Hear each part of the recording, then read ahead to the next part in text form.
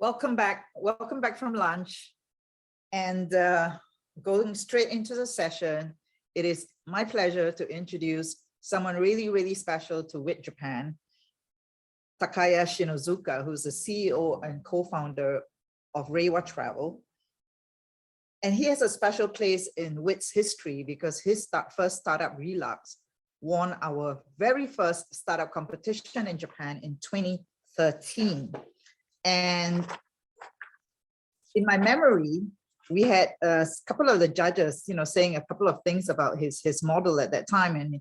And I think Stefan Ekberg of Travel Start said, I believe their model has got legs. And Kei Shibata saying the key to success is execution. And their challenge long-term is scalability. But clearly, Takaya has managed to scale enough, and he made it attractive enough for KDDI Open Innovation Fund to acquire the business in 2017. And after that, he raised 4.5 million funding. And then before that, 3.1 million from recruits. So please join me in welcoming Takaya Shinozuka, CEO and founder of Reiwa Travel. Hi, everyone. Hi, Sean. Hello. Hi. Can you see me? Hi, how are you? How are you? Good. I'm Shino, CEO of Reiwa Travel. I started my company last April, and our company, Reiwa Travel, first deals with overseas travel package tours. We just raised $20 million US last year and also hired many staff, including lots of talented engineers. We are now preparing for new travel after the COVID-19. And the question is about Relux, right? About scaling Relux, how we did is I learned that OTS PMF, product market fit, is really a long-term thing, I think. The main reason is the customer frequency rate. For typical 2C internet business, it's very short-term, like SNS or e-commerce or social gaming. So you need to check the retention rate.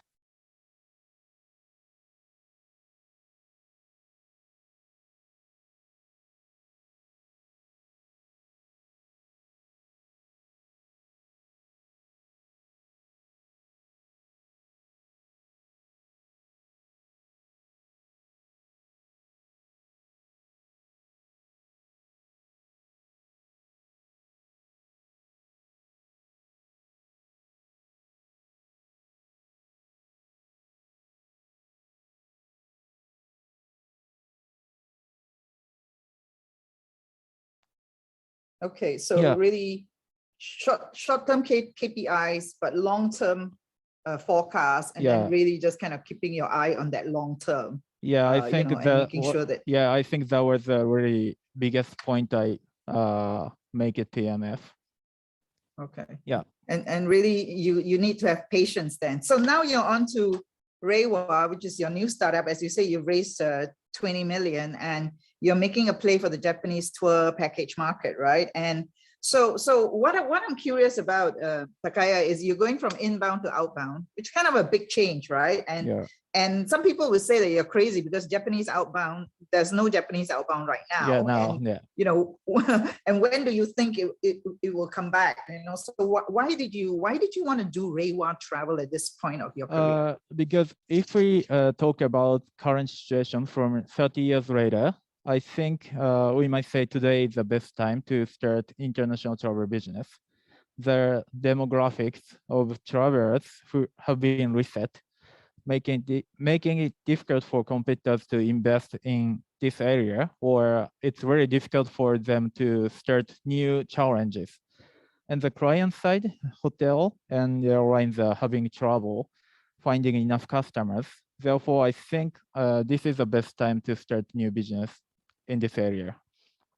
Right. Yeah. Well, fortune favors the bold and courageous, right? They say. So how did you, the fact that you managed to raise 20 million at a time when investors, I was speaking to a French investment banker yesterday, and he said that there's still a great deal of skepticism around travel right now, right? And so the fact that you managed to raise 20 million, like, what did you tell your investors to get that kind of funding? Yeah, because I spoke with VCs and I had only spoken about my vision.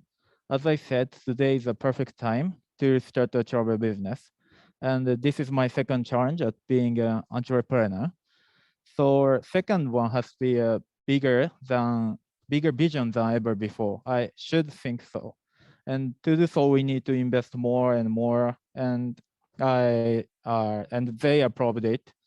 And also another point I realized that I think the job of a CEO is to take time for focus on 4 points. First is human resources, and second is product, and the third is about finance, and the fourth is governance.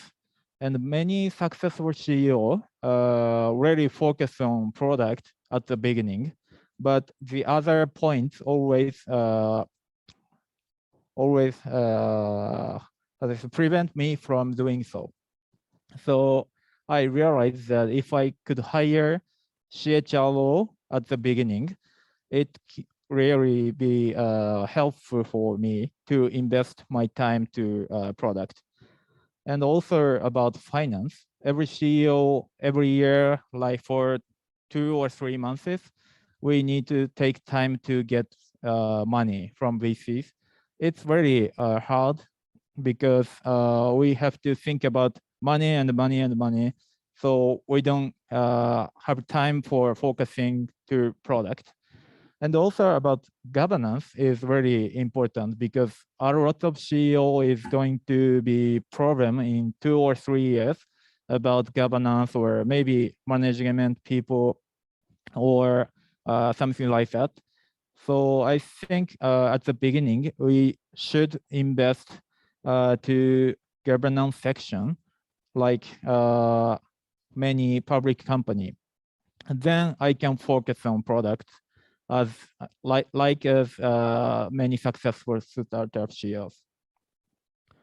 Actually, it's interesting, Takaya, because I'm also noticing at this point in travel's history, a lot of entrepreneurs like yourself who are a lot more seasoned already, like, you know, you've done your first startup and you've learned lessons from that, right?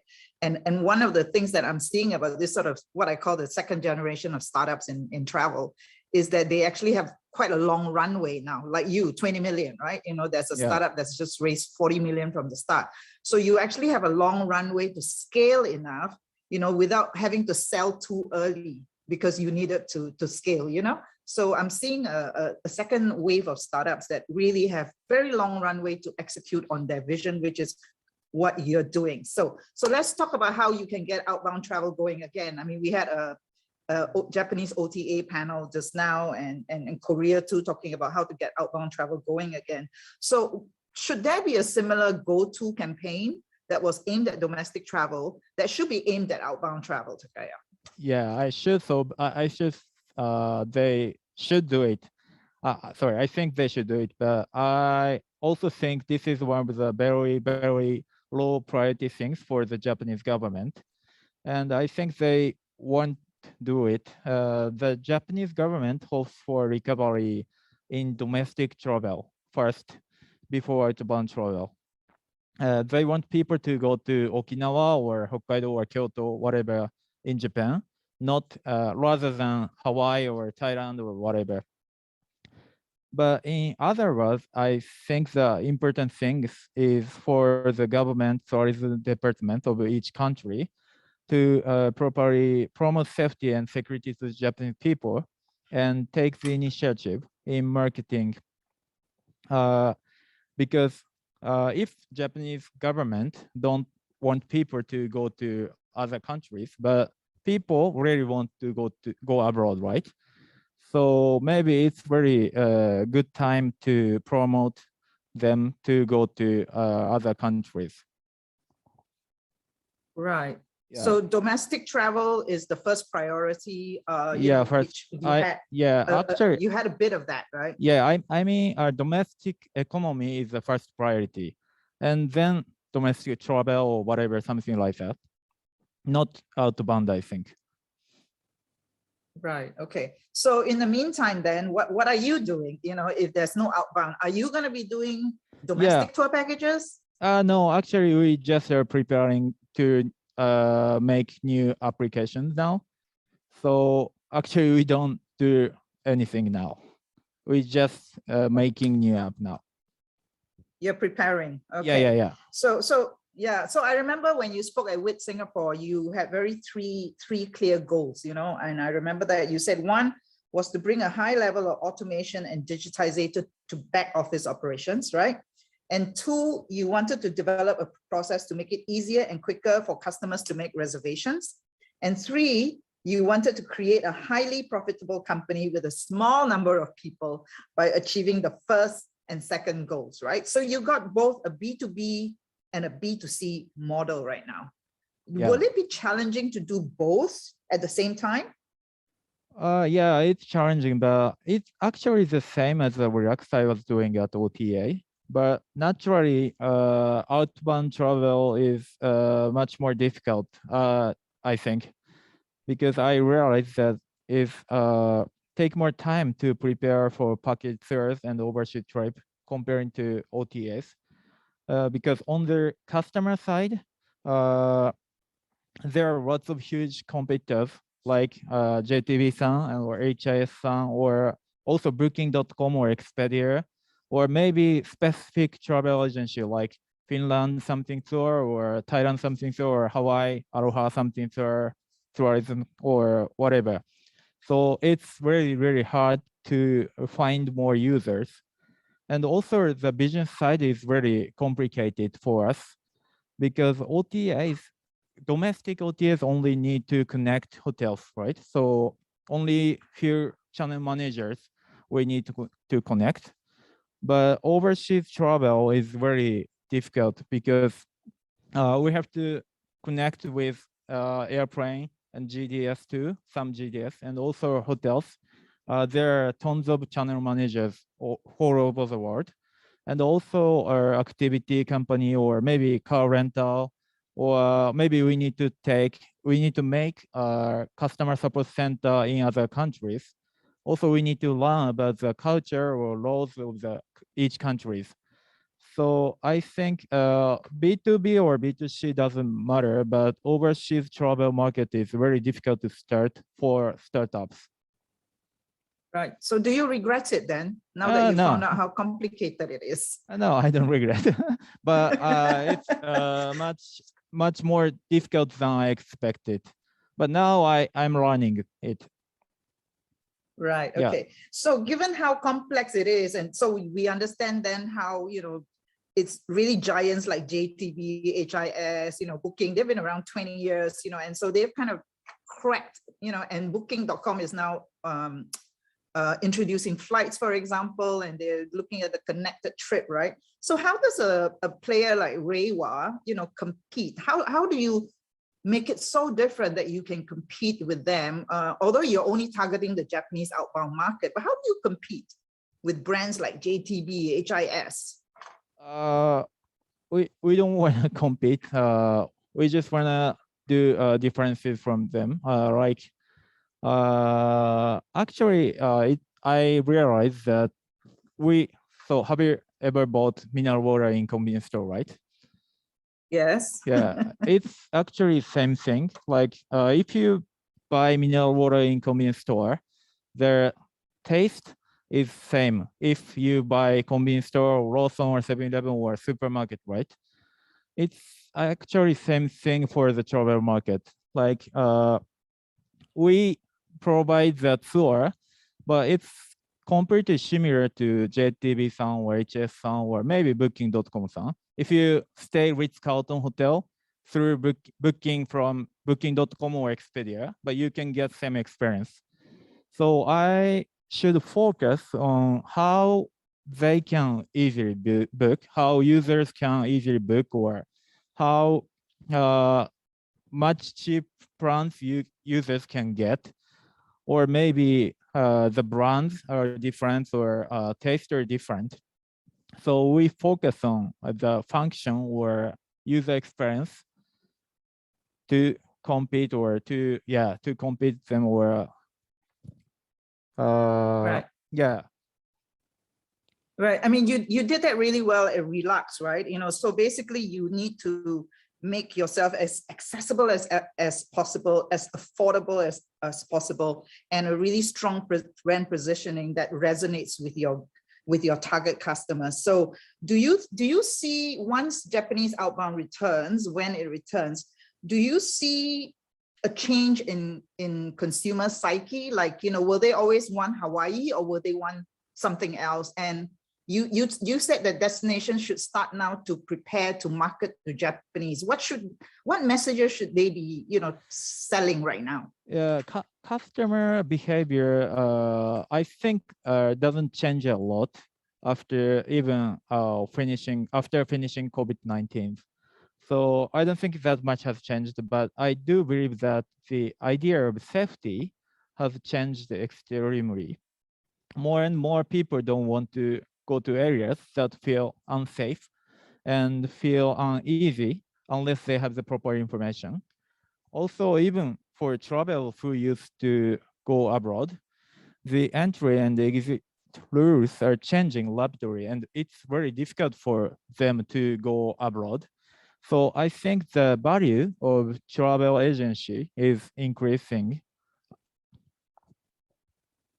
Right, people feel safer. So do you feel that, there's a lot of talk about people wanting more premium experiences, people wanting to pay a bit more. Is that a sector that you are focusing on towards premium travel, wellness? Are those the kind of target markets that you're going for? Yeah, I will do it too. But at this time, I want to focus on lots of travelers. So I don't only focus on premium travel, but also focus on like really cheap travel, or like 200 US dollars to 3 days Korea, or $500 5 days Singapore, or whatever, something like that is also really important things for us. Okay. Yeah. So one of the things you did at Relux, if I remember, was that you were really quite successful at using SNS, right? Like social media and messaging to build your customer base. Is that what you're going to be doing with Reiwa? And what is your brand value? Like, why should I want to travel with Reiwa? Yeah, I used to use SNS like Instagram or Twitter or Facebook for marketing. And also we are gonna use it too, but I'm thinking of using more video, or maybe metaverse, or something like new technology for Reiwa travel. We already started using TikTok or YouTube for marketing, and also I'm interested about the creator economy is becoming very popular in Japan and worldwide. So for example, like many influencer or creator will make some package tour, like 6 days Finland sauna tour, or 7 days Swiss ski tour by famous creators in Japan.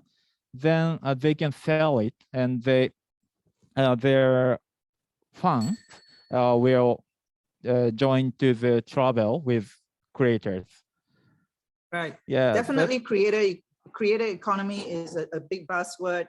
A metaverse, I actually wanted to play a video, but we won't play the video. A Facebook changing its name to Meta, and then Iceland coming up with a really cool video, making fun of the metaverse. What do you think of destinations getting into metaverse on a big scale to to provide that alternate experience? Yeah, I've learned metaverse or Web3, or maybe some other technology like that. But the metaverse is definitely coming to Japan as well. But to be honest, I don't really understand it.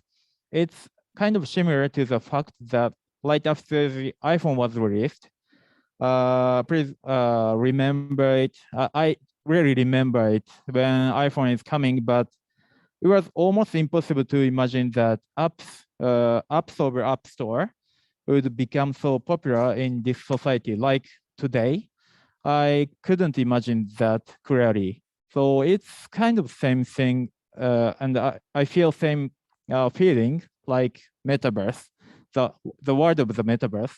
I think it's gonna be popular for the world, but I'm really not sure how it's gonna be into the society.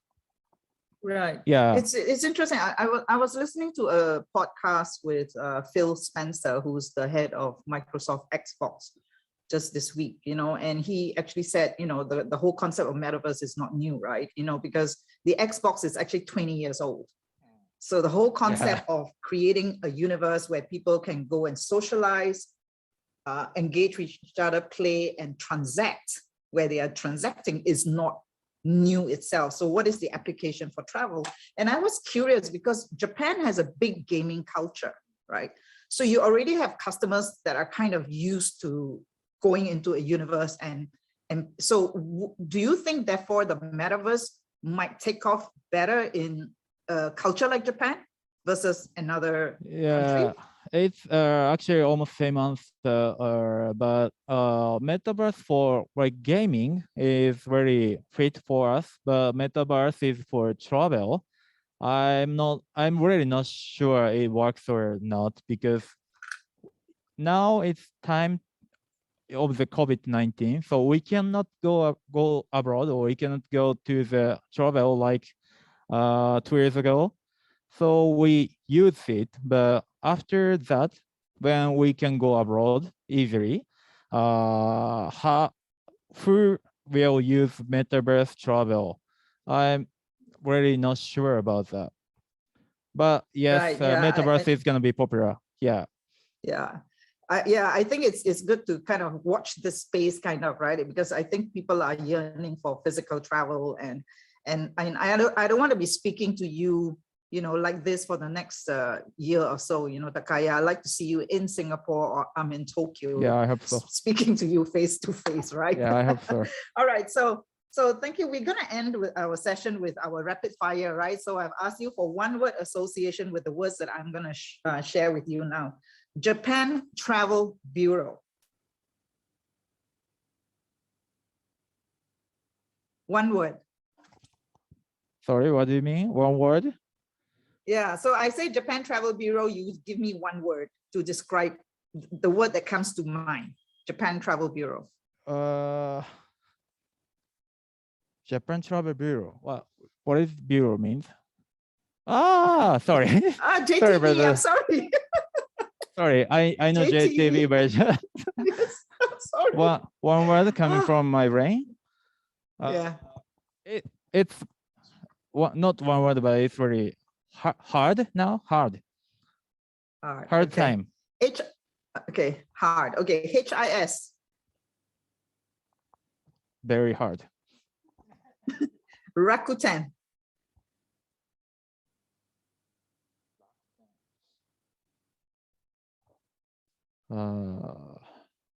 Many opportunities. Okay. Recruit. Global. Did you say robot? Global. So global. Oh, global. Global Okay, market. global. Yeah, global. I thought you meant robot. Okay. Okay. So what I find interesting is, so you have Rakuten, Recruit, then you have Relux, and then you have Reiwa. Like so many names starting with R. So if you were to do a third startup, what would that startup be called? Oh, sorry.